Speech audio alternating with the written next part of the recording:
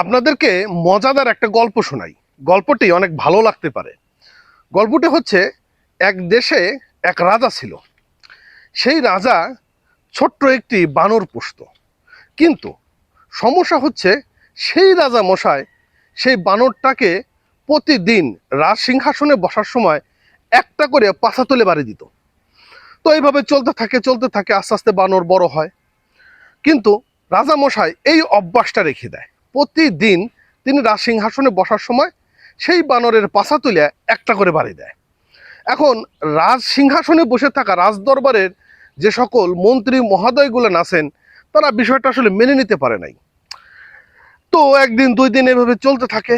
তো রাজ মহোদয়গণ যারা আছেন, তারা রাজা মশাইকে একদিন প্রশ্ন করেই বসেন যে, রাজা মশাই, আপনি কি একটা কাজ করেন?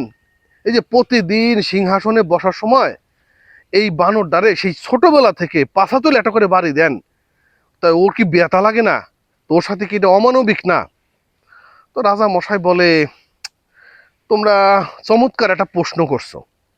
তো এই প্রশ্নের উত্তরটা আমি খুব শীঘ্রই তোমাদেরকে দেব, অপেক্ষায় থাকো। তো বলে, ঠিক আছে, তাহলে আর আমি বানরের পাছা তুলে আর বাড়ি দেবো না। এইভাবে রাজা মশাই পরের দিন রাজদরবারে আসে, কিন্তু সে বানরটার পাছা তুলে বাড়ি দেয় না।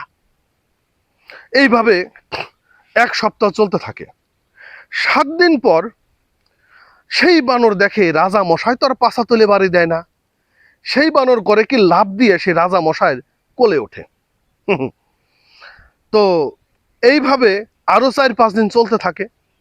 এরপরে কি করে, আর একদিন রাজা মশাই যখন সিংহাসনে আসে, তখন লাফ দিয়ে ঘাড়ের পর ওঠে। ঘাড়ের পর ওঠার পরে এখন রাজ দরবারে যে সকল মন্ত্রী মহোদয়রা আছেন, তারা বলতেছেন, এই রাজা মশাই, এই বানর তো আপনার কোলের থেকে ঘাড়ের পর উঠছে, এখন কি করবেন? হ্যাঁ, এখন তোমরাই বলো কি করব। এই যে প্রতিদিন ওর পাছা তুলে যে একটা করে বাড়ি দেই, কি কারণে বাড়ি দেই বুঝতে পারছো তো? তো কি করব বলো? তো বলে, ঘাড়ের থেকে একটা আছাড় মারেন। তখন রাজা মশাই ঘাড়ের থেকে একটা আছাড় মারে। তো মারার পরে এখন মন্ত্রী মহোদয়রা বলেন যে, রাজা মশাই, যার যেখানে স্থান আসলে তার সেখানেই জায়গা দিতে হয়। আসলে বানর তার প্রতিদিন পাছা তুলে একটা বাড়ি খাওয়ার অভ্যাস, এই অভ্যাসটা তার প্রতিনিয়তই থাকা উচিত। আমরাই ভুল করছিলাম। তো আমার গল্পের সারমর্ম যাই হোক, এটা আপনারা বুঝবেন।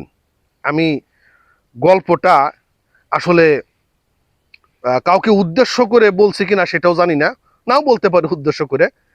আর আমি কাউকে হেয় প্রতিপন্ন বা ছোট করেও ভিডিওটা তৈরি করি নাই। যদি আপনাদের ভালো লাগে থাকে, অবশ্যই চ্যানেলটি সাবস্ক্রাইব করে রাখবেন, পেজটি ফলো করে রাখবেন। কথা কোন ঠিক কিনা?